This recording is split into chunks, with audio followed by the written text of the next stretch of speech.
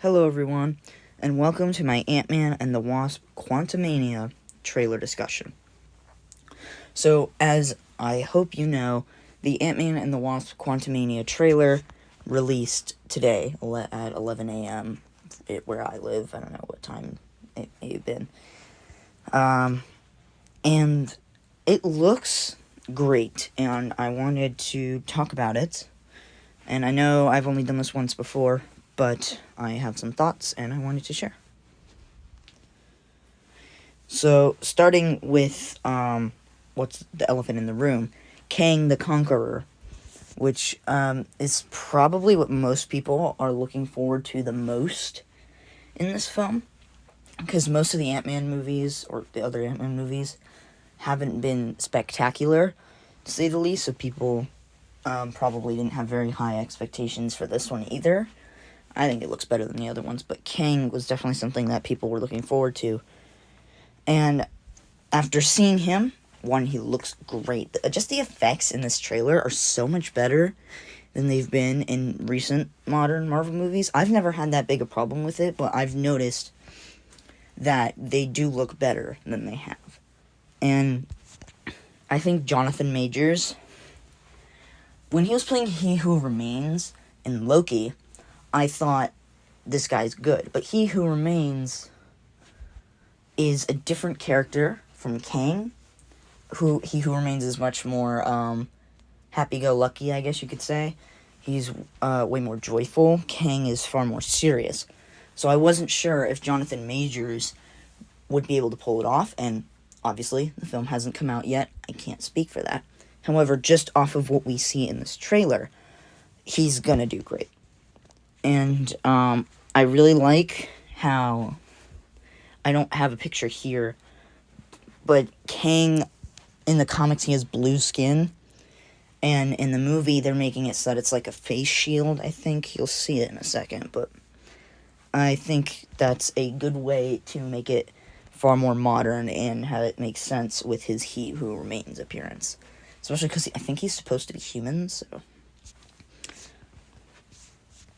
And then there are the suits, which I wanted to talk about because I noticed one comment on the trailer that said, I like how they're taking an approach to far more comic accurate suits. And then I looked at it, and I thought about it, and I was like, dang, they're right. Like, the Wasp's suit in particular seems just far more accurate to the comics, but still modern. If that makes sense, it has far more of a yellow and... It's yellow and black now, not yellow and blue. And then the Ant-Man suit hasn't changed much, but it still looks nice. And then Cassie's suit, I forgot what she's called. I think it's like Stinger. Her suit does not look like the comics, but it lines up with the other ones, so I think it's better that way, because her comic suit is very different from the other two. And I forgot about MODOK before this trailer, and I was thinking about those comic accuracies, and I was like, but what about MODOK? And this is not the actual picture of MODOK, this is just a concept drawn up by someone at D23, who saw the footage there, and MODOK was apparently shown in the footage. So, this isn't his final design, but this is supposed to be close to what he looks like, and this was extremely controversial. But I think now, knowing what the film is about, I think it makes more sense, honestly, because the whole film is going to take place in the quantum realm. So I think it makes sense far more with the film's plot. And I think he's supposed to be voice acted, I'm not sure if he's a robot or not, but by the same guy who acted out Yellow Jacket in the first Ant-Man. So, I don't know if that's confirmed, but that's something I heard, so. Yeah, not very accurate, but you know what? I don't really care. It's MODOK. He's not my favorite character anyway. I've never really cared for him all that much. But overall, the suits, like even taking the comic accuracies out of mind, they just look great. I really like how they look. Then, also continuing with that comic accuracy thing, you can see that they, I don't know if this was specifically for the movie, but Evangeline Lilly has a shorter haircut like Wasp from the comics. So, these are the main three. I mean, I guess you could argue Michael Douglas and Michelle Pfeiffer are also part of the main cast, but I still think these are the main three. Left to right, Scott Lang, Cassie Lang, and Hope Van Dyne. Ant-Man, Stinker, and the Wasp. And I think, obviously, Paul Rudd is a fantastic casting, fantastic actor. I am a huge fan of Paul Rudd, so I have no complaints there. Kathryn Newton, I've heard she's a good actress. I haven't really seen anything with her in it, though. So I think this will be my first time watching her. And, but I've heard that she's a good actress, so, yeah. And honestly, I don't mind them recasting Cassie again, because, in Avengers Endgame, the actress, who knows what they were playing at that point. Maybe Cassie wasn't going to be Stinger.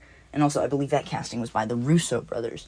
So, maybe the director of Ant-Man and the Wasp: Quantumania, because it's his franchise, wanted to say, no, I think this is a better fit for Cassie. And I think that's, in all fairness, his choice.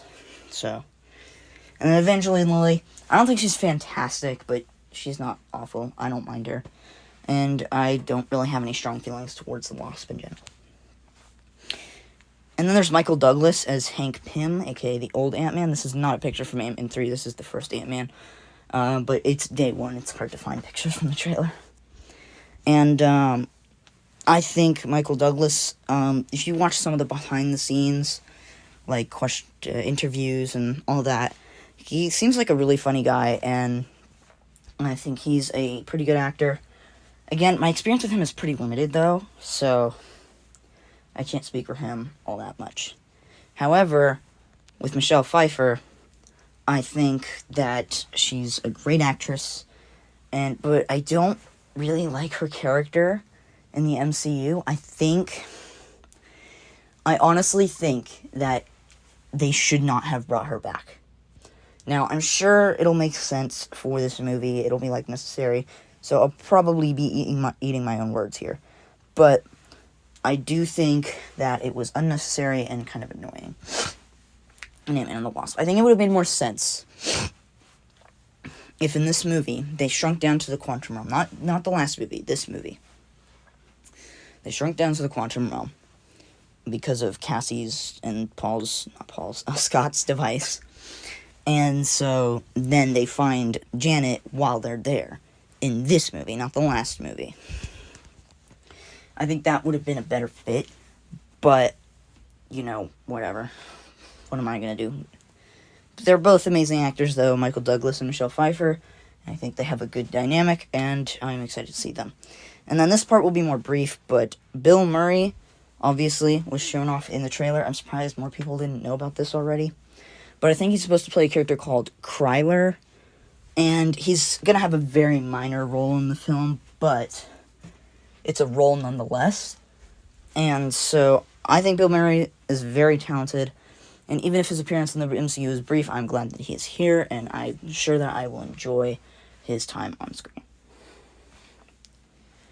So overall, I am looking forward to this film way more than I was before. This trailer really got me excited, especially the background music. Goodbye Yellow Brick Road, it was a perfect fit. So, and I'm glad they decided to wait to release this trailer 4 months before the movie's release, rather than the usual 5. So I think that was better, and this poster, the newer one on the right, looks amazing.